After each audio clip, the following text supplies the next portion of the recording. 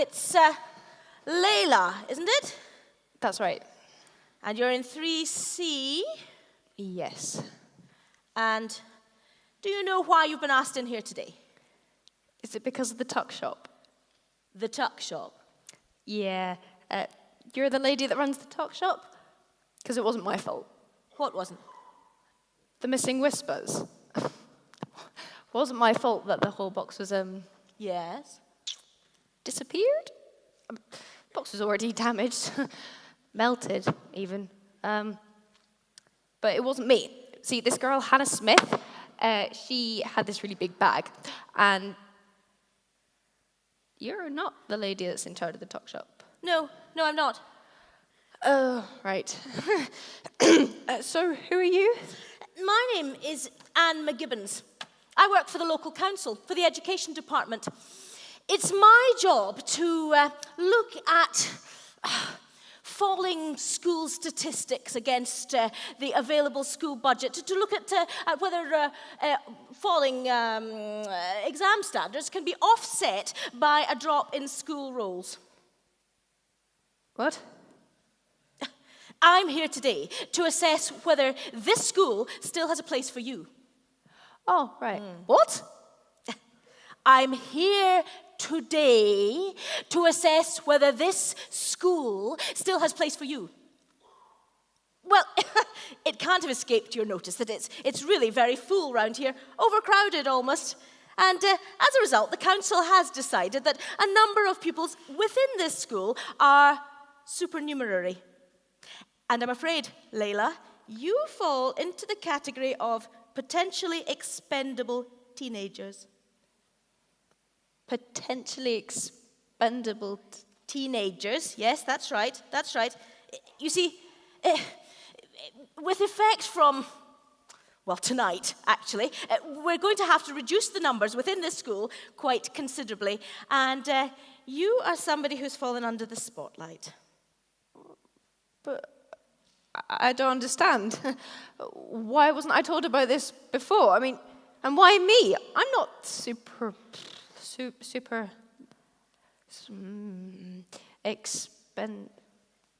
I'm just not.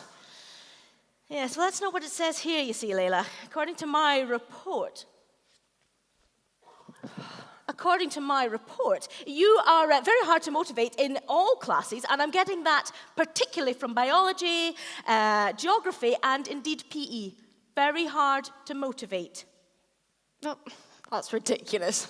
What does Mr. Brown know about my motivation? Oh, I doubt he even knows my name.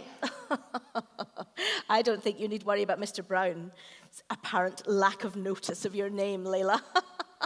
Mr. Brown, it appears, is also supernumerary, and will be leaving with effect from period 4. In fact, with these cutbacks, it has been decided that all extraneous subjects will be removed from the curriculum, so there will be no health and well-being related topics, no social subjects, clearly no expressive arts, and no modern languages.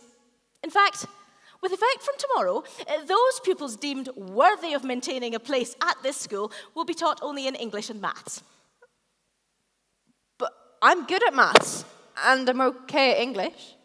Yes, you are reasonably proficient at both of those subjects.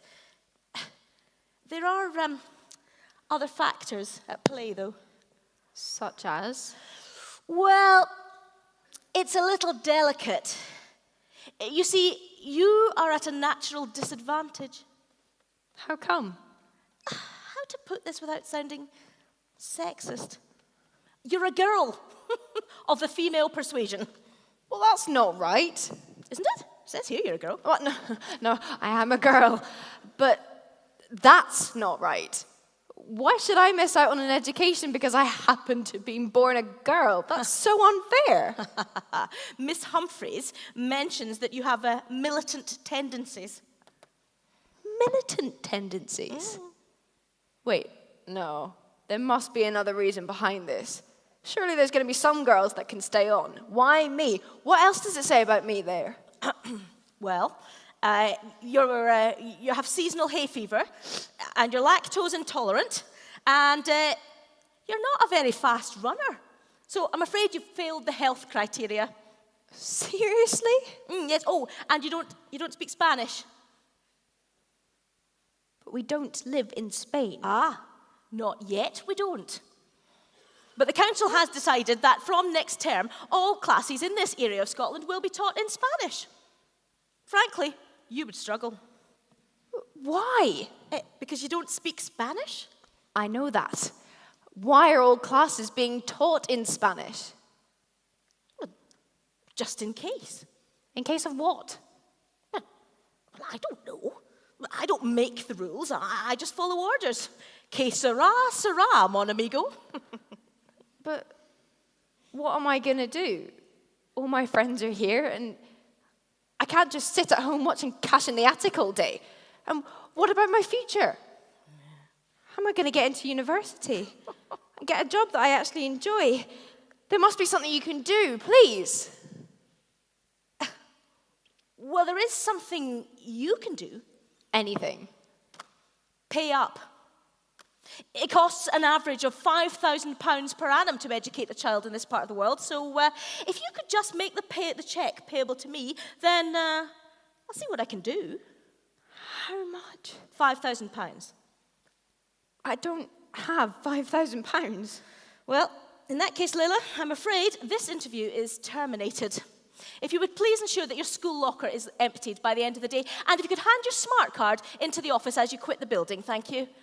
No, it's not fair. I want to learn.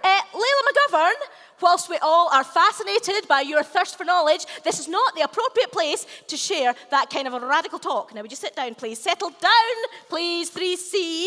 Settle down. Could you turn to page 46, please? The importance of the dream sequence as a narrative construct. Who wants to read?